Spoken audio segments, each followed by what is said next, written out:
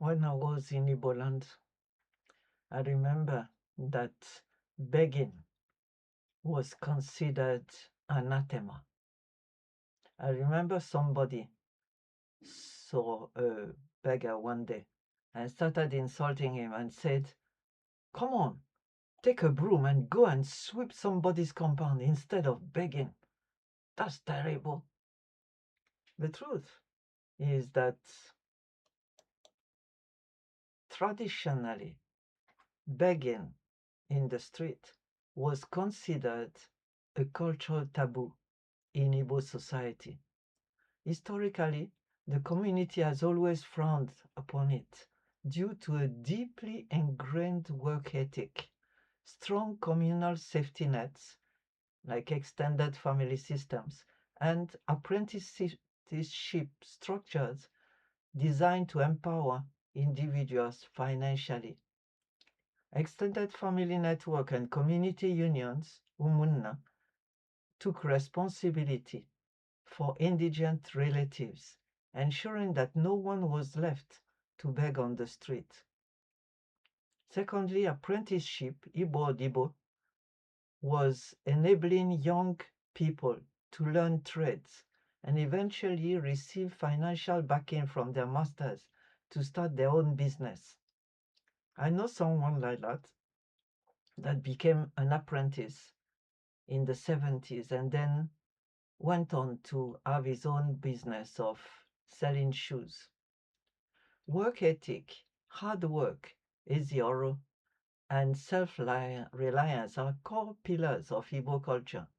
Begging was historically seen as a loss of dignity and an indictment on the person's extended family.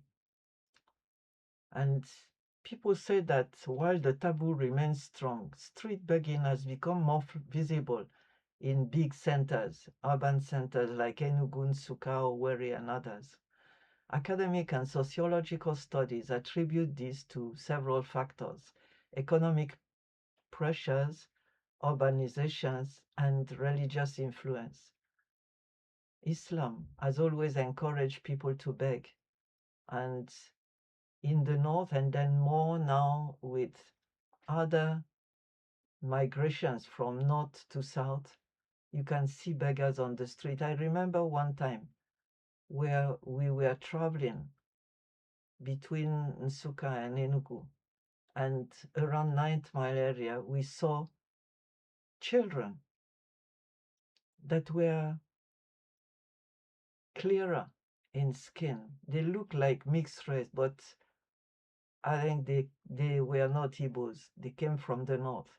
And one of them was absolutely like my first daughter. And it just broke my heart when I saw her begging. And she tried in English, then changed from one language to the other, trying to touch me.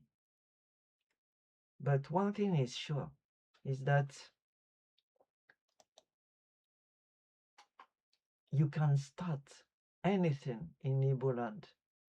Unlike here in England, for example, you can just take a tray with 3 oranges, peel them, sell them.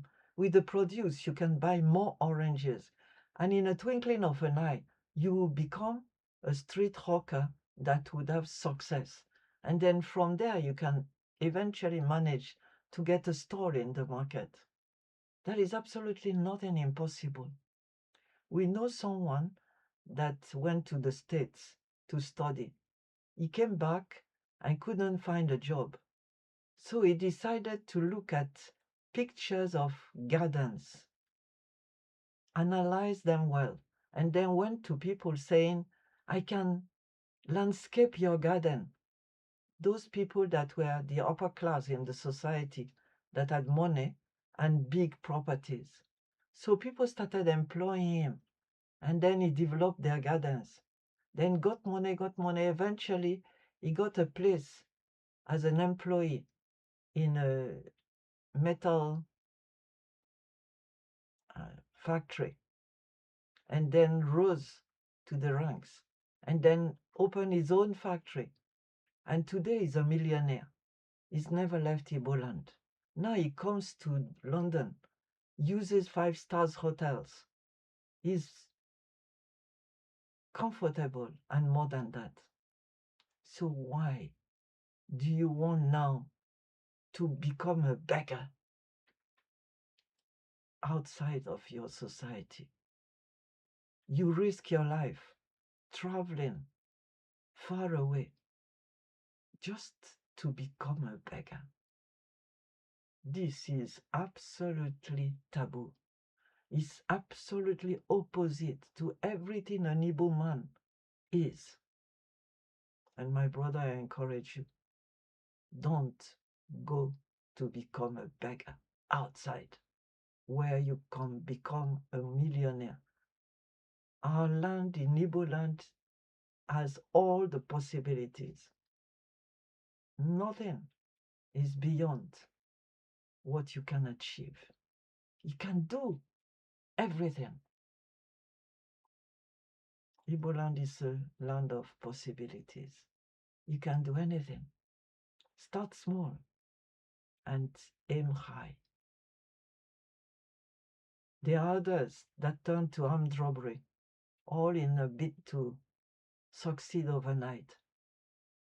But the proverb says that you eat the soup gently, wayo, starting with the fringes of the bowl. You don't swallow it like that. So I beg you, don't become a beggar. Don't become a beggar where you are born to do great things.